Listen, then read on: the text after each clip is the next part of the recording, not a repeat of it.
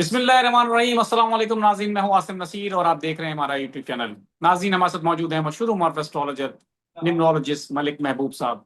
अस्सलाम वालेकुम मलिक साहब, क्या हाल है, कैसे हैं आप?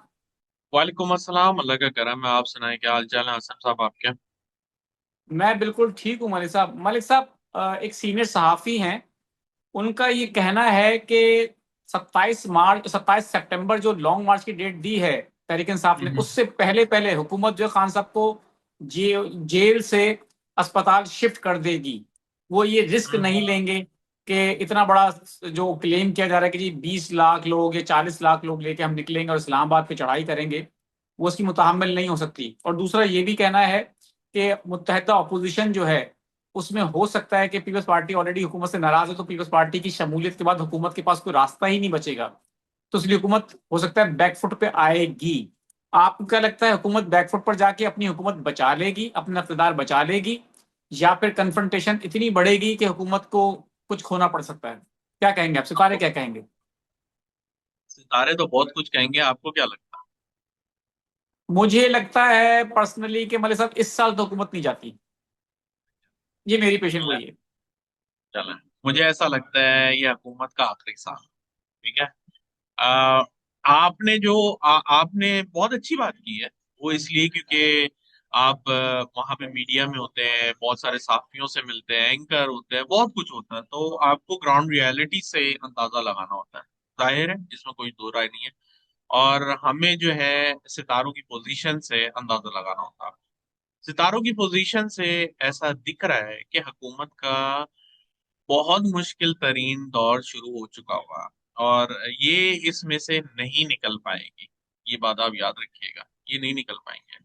क्योंकि जब मामलात अगर हमें एस्ट्रोलॉजिकली 80 to 90% दिख रहे होते हैं ना, तो उसमें गुंजाइश 1% की हम गिनते हैं, हम 10-20% की नहीं गिनते।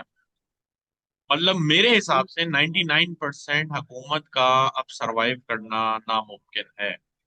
और जैसे मैंने आपको कहा था कि जैसे ही हालात डिस्टर्ब होंगे तो हुकूमत के ऊपर एक तरफ से प्रेशर नहीं आने वाला।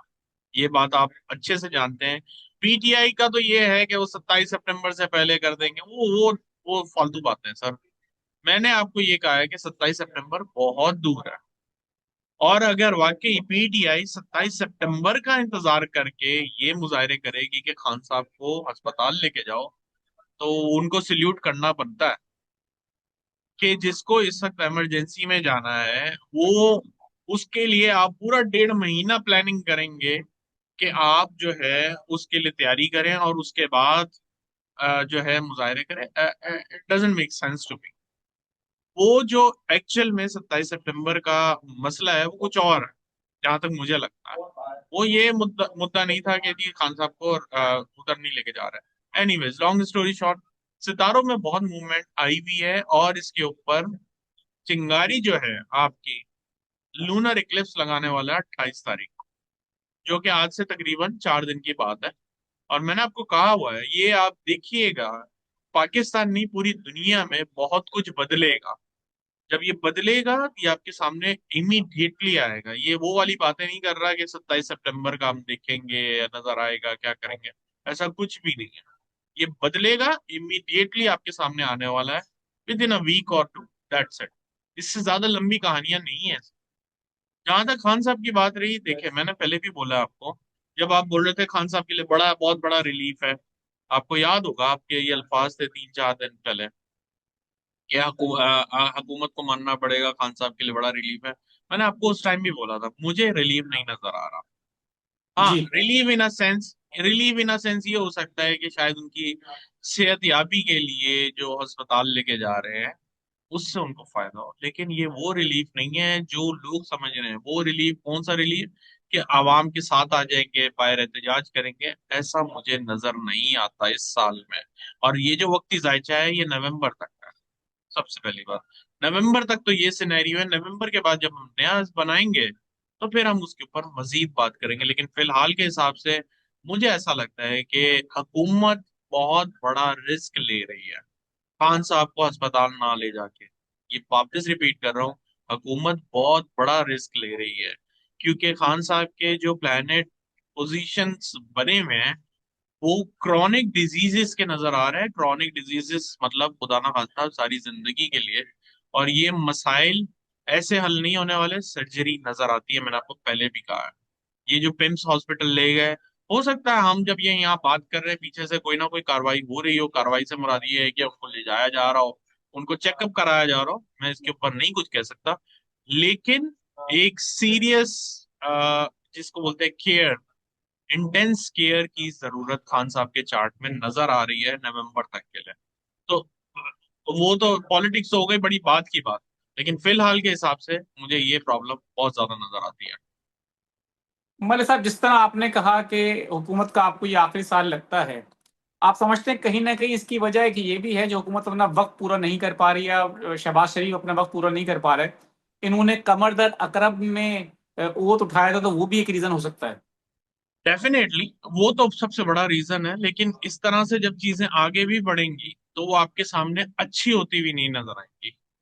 और याद होगा जब मैंने आपको कहा था कि जिस वक्त ये इनको ट्रांसफर कर रहे थे, आई थिंक 2 दिन पहले, तब जी। भी कमरदर अकरब ही लगा हुआ।